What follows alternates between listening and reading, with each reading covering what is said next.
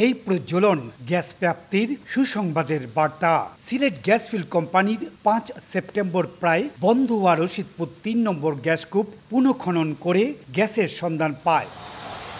2025 সালের মধ্যে 3টি কোম্পানিকে 50টি কূপ খনন ও পুনঃখননের যে লক্ষ্যমাত্রা নির্ধারণ করে দিয়েছিল সরকার, সিলেট গ্যাস ফিল্ড কোম্পানি 8টি কূপ খনন ও 8টি পুনঃখননের দায়িত্ব পায়। ইতোমধ্যে অধিকাংশ কূপের কাজ শেষ পর্যায়ে রয়েছে। সবশেষ রশিদপুর 3 নম্বর কূপ থেকে দৈনিক 80 লাখ ঘনফুট গ্যাস জাতীয় সঞ্চালন লাইনে আজকালের মধ্যে সরবরাহ হতে যাচ্ছে। গ্যাসের উপস্থিতি পাওয়া গেছে। আমরা 8 মিলিয়ন হারে গ্যাস পরীক্ষণ করেছি। ওয়েলটাকে পার্মানেন্ট কমপ্লিশন স্ট্রিং দিয়ে স্ট্রিং স্থাপন করতে হয় ওখানে।